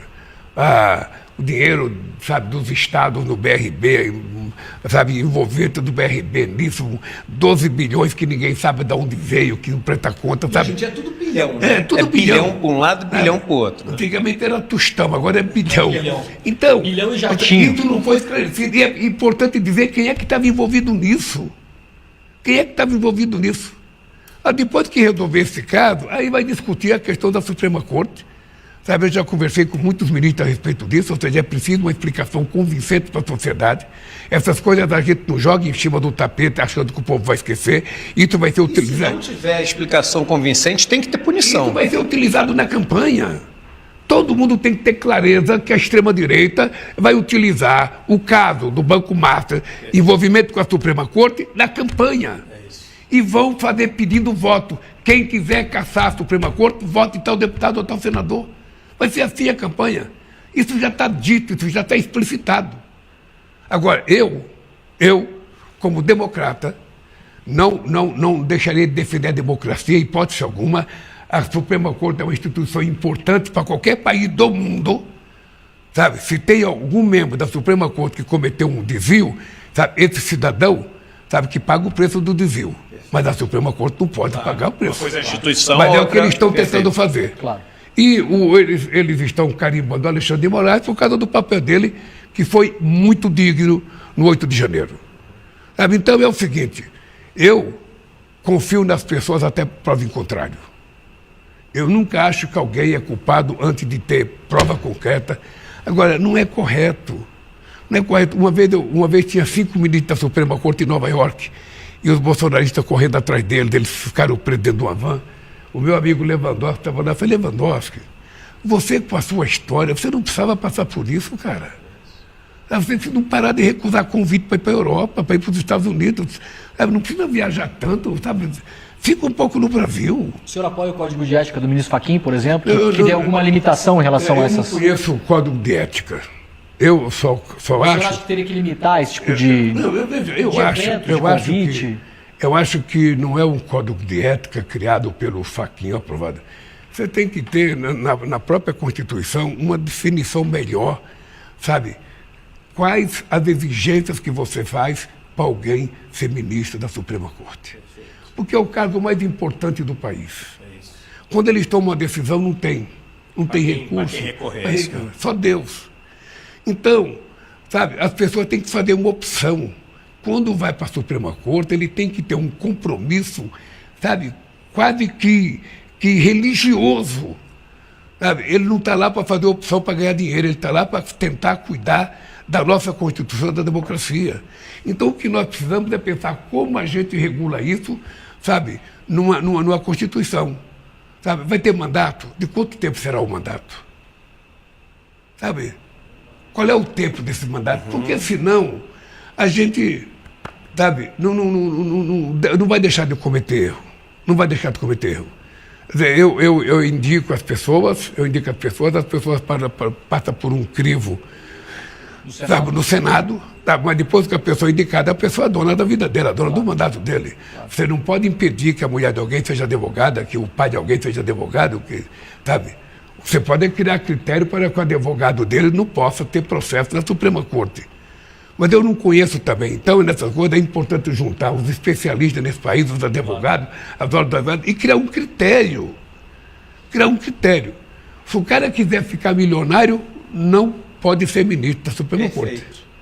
Não usando a influência de ministro, é óbvio. Tem que ser uma opção. Concordo. Tem que ser uma opção.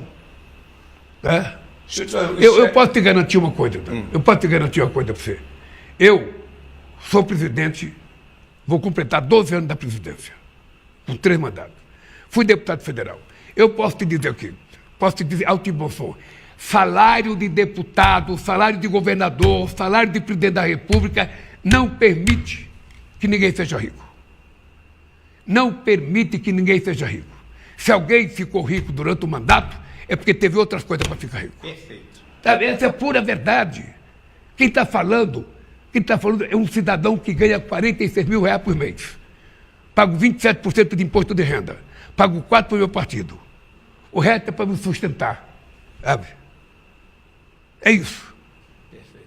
E todo mundo ganha isso. Então é o seguinte, se isso não dá para viver, não dá para comprar então não dá para querer aceitar o cargo. Perfeito. Sabe? Se você quer ser presidente para ficar rico, não venha. Se você quer ser deputado, a não ser que você se propõe a roubar. Sabe? E aí é por isso que tem que ter investigação dura. Eu estou muito à vontade, porque se tem uma coisa que eu digo sempre é o seguinte, olha, o dia que eu perder o direito de olhar, conversar com você olhando no olho e dizer aquilo que eu penso, sabe, sem prejudicar os outros, eu não mereço estar na política. Não mereço estar na política. Eu tenho uma obsessão na política. Eu queria provar que um metalúrgico poderia ser presidente e poderia governar melhor do que a elite. E se você quiser pesquisar investimento em ciência e tecnologia, investimento na educação, no ensino fundamental, na escola de tempo integral, no Instituto Federal, nas universidades, sabe, na cultura, no projeto habitacional, sabe, qualquer coisa que você fizer, nós fizemos mais do que os outros. Tente saber qual é o ano que o Brasil fez investimento em obras de infraestrutura. Precisa saber. Foi no tempo do Geisel. Depois parou a obra de infraestrutura. Até, sabe? Eu digo sempre o seguinte, nós estamos fazendo a transposição do Rio São Francisco. O povo de São Paulo, Rio de Janeiro, não sabe o que é isso. É hoje a maior obra hídrica do mundo. Aliás, Eduardo, você que é um cara muito curioso, deveria fazer uma visita na transposição. Quero sim. Olha, são 1.700 quilômetros de canal, 15 mil quilômetros de adutora. Sabe? Atendendo Ceará, atendendo Paraíba, atendendo Rio Grande do Norte, atendendo Pernambuco. Mais o canal de Sertão em Alagoas, que é um canal de 140 quilômetros. Ou seja, nós estamos levando água para 25 milhões de pessoas que secularmente abandonavam a sua região para ir para São Paulo com a minha família para não morrer de fome. Então, é uma decisão política. Porque se depender dos políticos do sul do país, você não faz. Só que cuidar dos pobres nordestinos, deixa passar fome. Agora, quando a gente tem compromisso de sangue, compromisso de até cristão, de tratar as pessoas com respeito e saber que todo mundo tem direito. Eu com 7 anos, eu sei o que é carregar pote d'água na cabeça. Sabe? E as pessoas carregam por léguas. Então, quando a gente leva água, gente, o povo de São Paulo não é obrigado a conhecer, o povo do Rio de Janeiro, o povo do Paraná, o povo, sabe, é um lugar que tem outra situação, mas seria importante que você conhecesse, Eduardo. Seria importante que você conhecesse. E falando do povo trabalhador, Edu, a escala 6x1. Temos 2 últimas perguntas, tá? Essa é a minha última. Estourado, então vamos... Essa é a minha última pergunta. Vai lá. A escala 6x1, que realmente é uma coisa que não... E é importante explicar para as pessoas por que estão querendo acabar com a escala 6x1, estão querendo trabalhar menos. A gente vive uma revolução tecnológica. A gente viveu uma revolução industrial lá atrás, depois uma revolução da automatização e agora a gente está vivendo uma revolução da capacidade da máquina, da inteligência artificial, etc. Todo esse ganho de produtividade virou um lucro absurdo das maiores empresas do mundo e não se refletiu em quase nada em melhoria na vida do trabalhador, dele poder ter mais tempo. Nada. Nos Estados Unidos até o dado é esse, nada. Em 40 anos, nada. Nem melhora de salário, nem em tempo. Por isso, hoje, vários países no mundo estão diminuindo as suas escalas de trabalho, que é uma maneira de você devolver todo esse avanço para as pessoas terem um mínimo de tempo, com a família, etc. Isso melhora os índices de segurança, melhora a educação dos filhos, porque os pais ficam mais tempo com os filhos, melhora o nível de saúde das pessoas e você desafoga o sistema de saúde. A gente no Brasil já mostrou que a população inteira topa e quer. A gente vai conseguir? Vai. A gente vai conseguir. Inclusive, estou mandando um projeto de lei essa semana para o Congresso Nacional. A imprensa divulgou que o Hugo Mota está tocando a bola meio de lado, o presidente porque está ouvindo lobbies de empresários que não querem. O Hugo Mota tem uma PEC, sabe, que ele gostaria de colocar em votação, mas eu acho que o governo vai apresentar o seu projeto. Essa semana. Essa semana. Tá? Deixa eu contar uma coisa, Eduardo. Às vezes eu fico preocupado quando a gente fala que dá a impressão que a gente é contra os avanços tecnológicos, né? Eu lembro que quando chegou nos anos 80 o robô na Volkswagen, eu dizia, esse robô vai trazer desemprego. O pessoal, não, você está enganado, você é atrasado, vai tirar o trabalhador do serviço pesado, na solda, vai ter tudo um robô e vai ser... O que aconteceu? O que aconteceu é que a Volkswagen tinha 44 mil funcionários e produzia menos da metade do carro que produz hoje. 44 mil funcionários. E dava lucro. Hoje ela produz 2 vezes mais carro, com só 10 mil funcionários ou 12. Aonde foi essa diferença? Então a minha pergunta é o seguinte, os avanços tecnológicos não deveriam ser acompanhados, sabe, de aumento de salário, de ganho de produtividade, não deveriam ser acompanhados de redução da jornada de trabalho? Perfeito. Porque, eu vou contar uma coisa, eu fazia uma peça na Vilares, eu fazia 4 peças por dia. A Vilares comprou uma máquina que fazia 80 por dia. 80. E era o mesmo cara, era eu. Ou seja, aquele ganho nunca foi para mim. Foi para a empresa. Ou seja, mas nem a redução da jornada não é possível. Então, veja, é importante que a gente saiba o seguinte, nós temos que deixar uma brecha para se precisar ter contrato coletivo em função de categorias diferenciadas, em função das funções, você tem que ter uma brecha de negociação. Não pode ter uma coisa rígida, sabe, para todas as categorias. Você tem que permitir que haja uma negociação. Mas nós temos que ter a redução. As pessoas precisam hoje. As pessoas precisam de mais descanso, mais lazer, sabe? A gente tem que reeducar o cara que trabalha, voltar para casa e ajudar a mulher no serviço de casa. Porque a mulher aprendeu com muita facilidade a ir para o mercado de trabalho, mas o homem não aprendeu a ir para a cozinha ainda não. Então é preciso que a gente eduque ele, a compartilhar com a companheira dele os afazeres de casa. Sabe? Então, nós vamos votar e vai aprovar.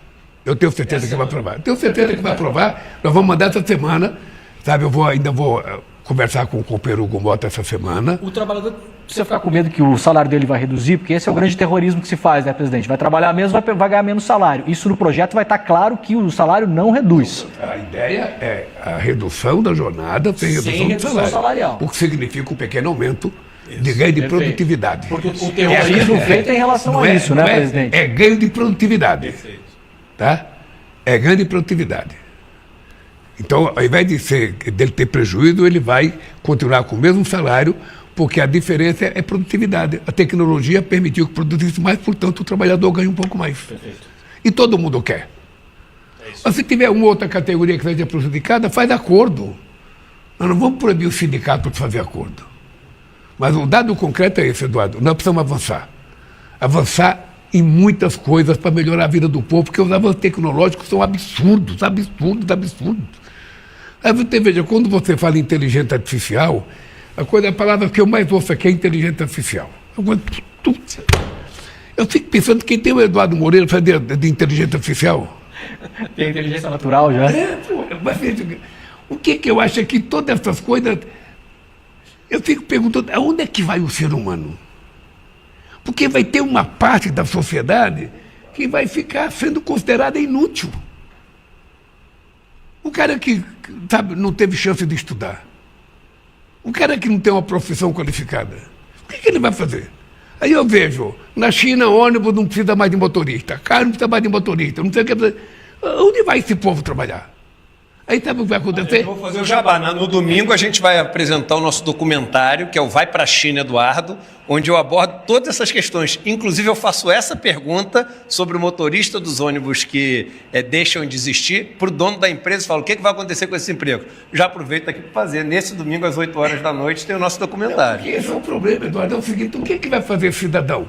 Ainda vamos voltar à renda básica do Suplicy. É isso. O Estado vai ter que criar uma renda básica, porque ele vai ter que sustentar o ser humano. Porque senão você vai ter um exército de gente na rua perambulando, sem trabalho, sem salário, sem nada. Então o Estado vai ter que cuidar disso. Você percebe? São discussões que a gente não quer fazer, sabe? Porque a gente não conhece, mas nós temos que fazer. Porque os avanços tecnológicos estão muito rápido demais, rápido. Ou seja, antigamente demorava 10 anos para acontecer uma coisa, acontece num dia, hoje, numa hora. Sim.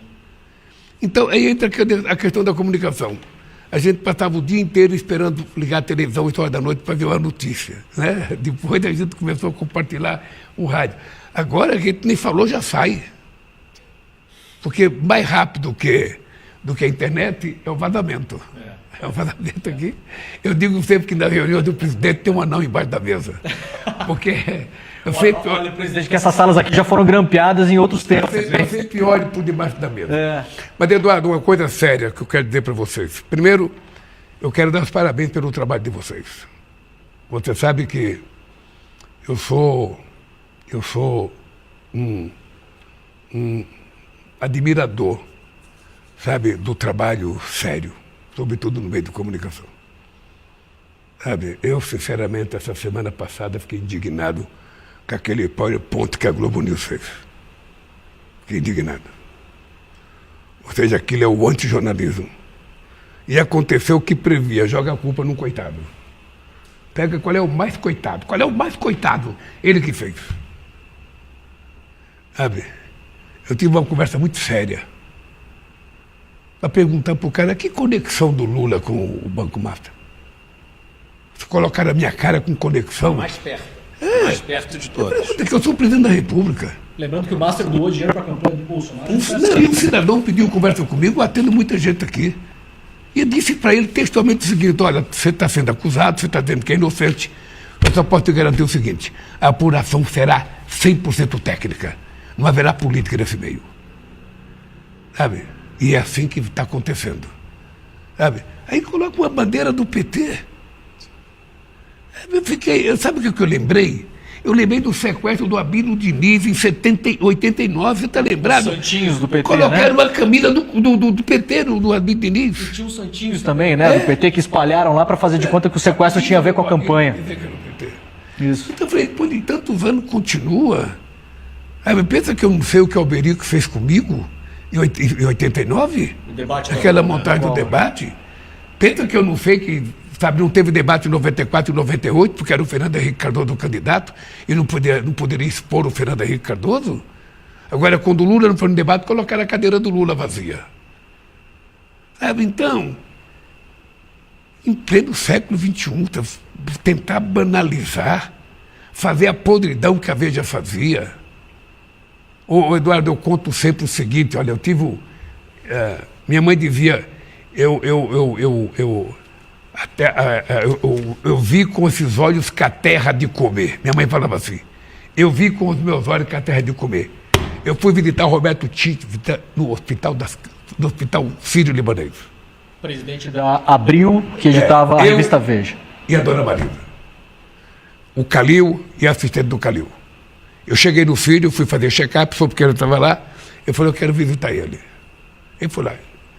Ele fez um elogio à Dora Câmara, ele estava lendo um jornal, uma matéria do Estadão, fez, nossa, a jornalista aqui é boa. Sabe, você dá conta? Eu falei, mas eu não gosto. Aí, ele falou, e a Marisa ficou na porta. Ele falou, eu sei que a sua esposa não quer entrar, porque ela tem raiva de mim, porque eu menti sobre o filho dela e não pedi desculpa. Aquela capa da Veja, que tentaram fazer outra vez agora.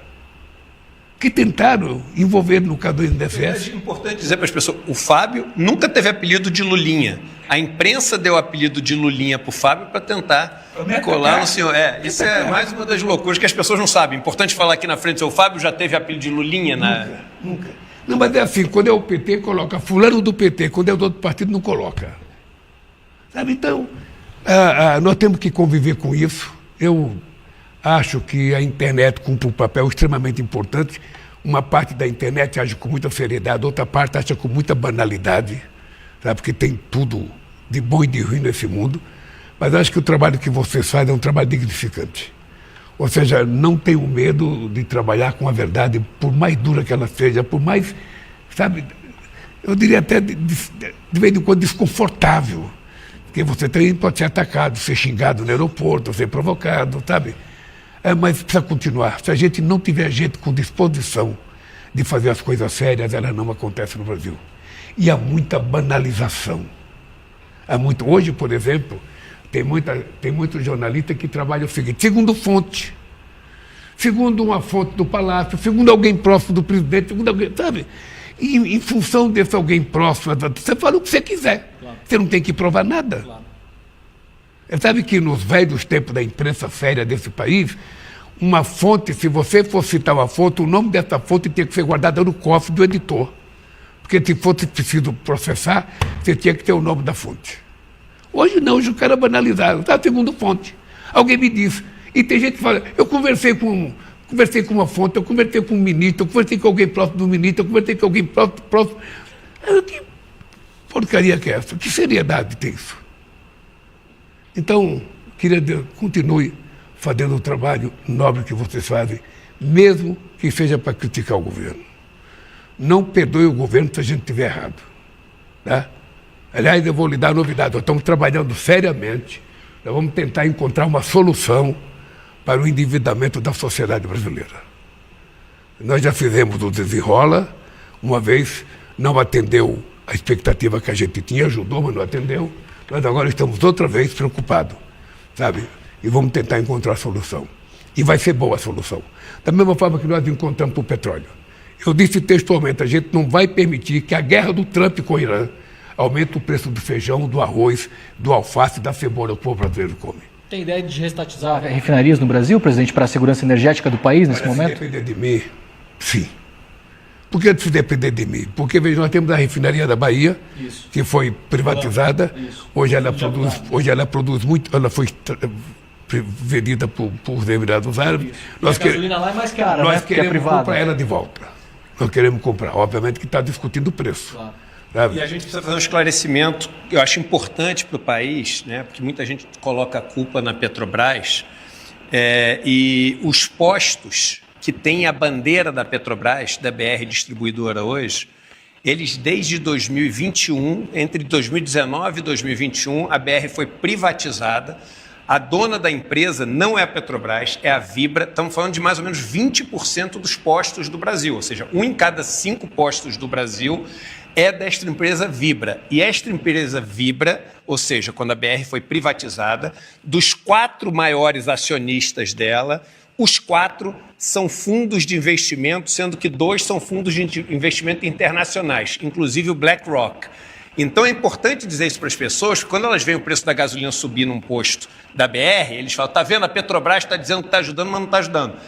A BR não é mais da Petrobras, privatizada durante os 2 últimos governos, na verdade só durante o governo do Bolsonaro. E os donos da BR Distribuidora são fundos de investimento, 2 deles, 2 dos maiores fundos do mundo que não são do Brasil. É importante dizer isso aqui.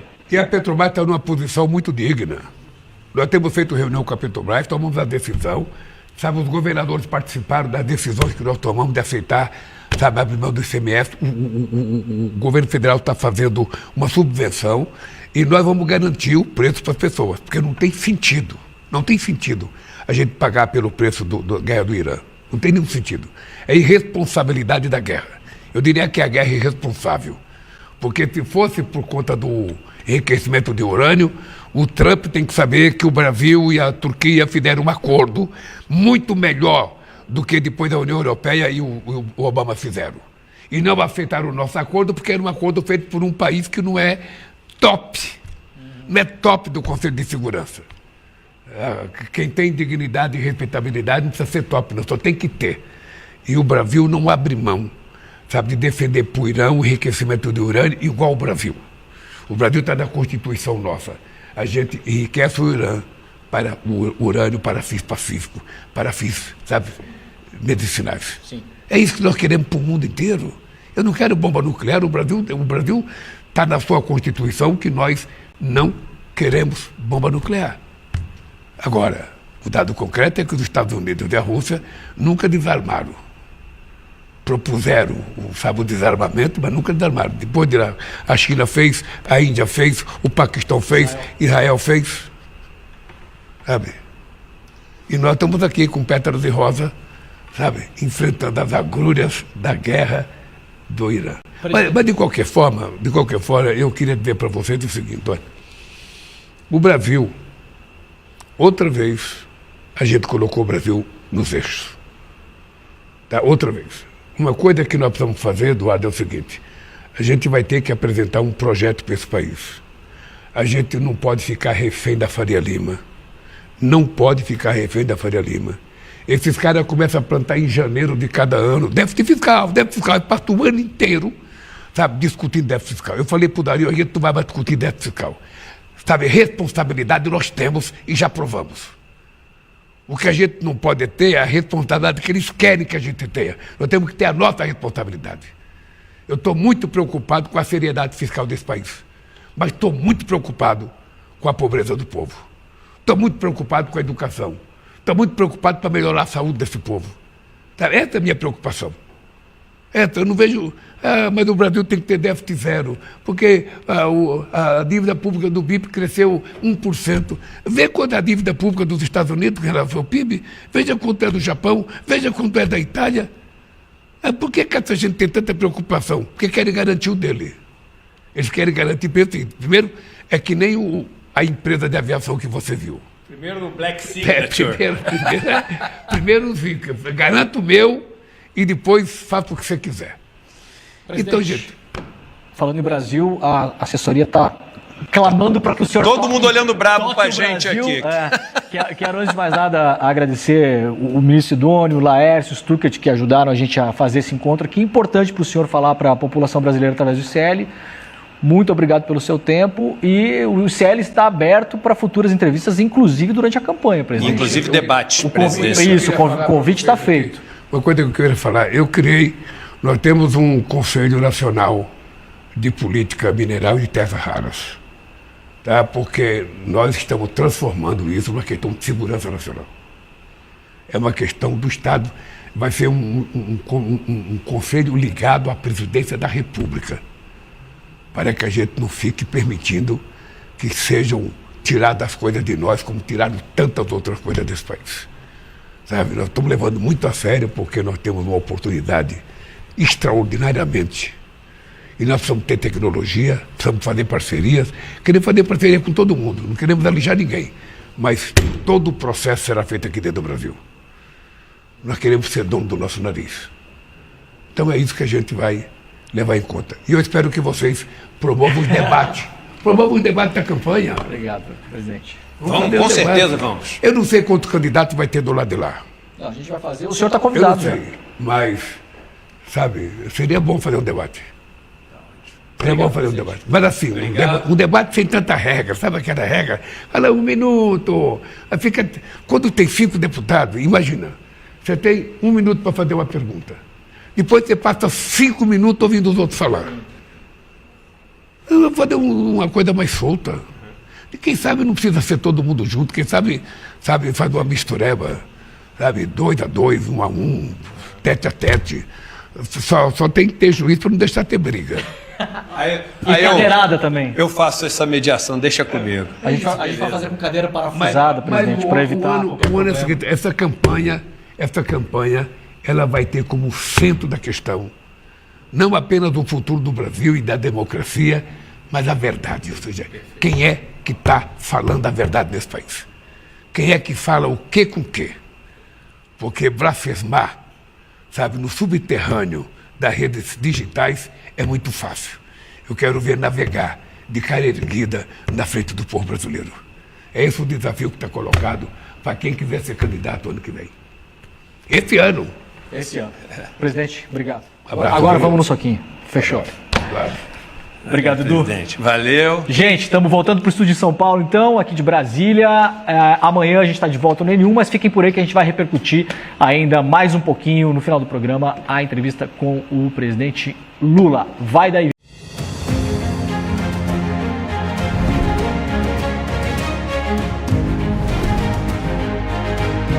No programa desta semana, você vai conferir a situação dos profissionais de educação infantil, vai comemorar o aniversário do ProUni e da Lei das Cotas, e vai conhecer uma experiência de redação comunitária em sala de aula. Fique ligado. Pessoas que trabalham na educação infantil não eram considerados como profissionais do magistério. Uma lei federal que entrou em vigor em janeiro deste ano pretende mudar essa história, mas ainda é preciso lutar para que seja devidamente respeitada. Um bom exemplo foi o que aconteceu em uma audiência pública na Câmara Municipal de Santa Bárbara do Oeste e que contou com a presença da APEUESP.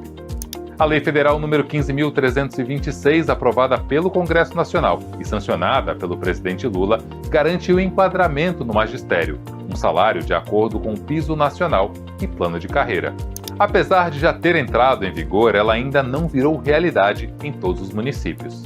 É o caso de Santa Bárbara do Oeste. A audiência pública na Câmara Municipal, realizada em 25 de março, atendeu a uma demanda dos educadores e educadoras da educação infantil da cidade.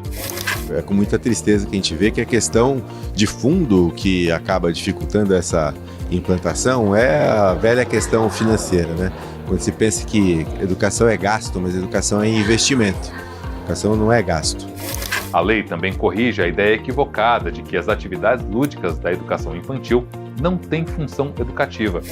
A gente não brinca por brincar. Quando você está pulando corda com as crianças, você está mexendo com a coordenação motora dela. Quando a criança ela desenha, ela também está se formando nesse processo. Por quê?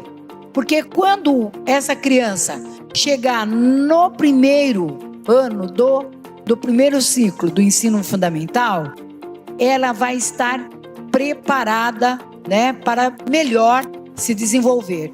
A gente tem claro, as creches e pré-escolas, ela cumpre um papel educativo, mas também social, que é garantir, né, a oportunidade para que a mãe trabalhadora, ela tenha, ou o pai trabalhador, se for o caso, tenha a oportunidade de deixar seu filho lá seguro, mas a gente avançou a partir do processo constituinte, quando a gente começou a debater o quê? Que a educação infantil, ela não era para ser um depósito de criança como foi no passado. A lei ela foi aprovada e publicada, na verdade, em janeiro, né? Já era para ter, nos mais de 5 mil municípios do país, já era para estar sendo implementada. Em Santa Bárbara, se ela vier, né, a ser aprovada na Câmara e acolhida, né, pelos vereadores, ela vai virar um exemplo para o estado de São Paulo, para o país, né? Reforça e valoriza as trabalhadoras na educação do nosso município. Na terça-feira, 31 de março, o governo federal promoveu um grande evento no AMB, na capital paulista, para celebrar os 21 anos do ProUni e 14 anos da Lei de Cotas. Estudantes e profissionais da educação ouviram depoimentos de vários cotistas e aplaudiram a firme defesa da educação feita pelo presidente Lula.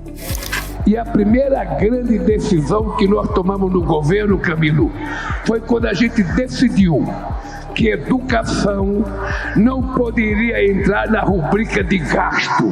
Educação tem que entrar na rubrica de investimento, porque é o investimento mais extraordinário que você faz no país, é quando você prepara o povo daquele país para se formar, para ter conhecimento.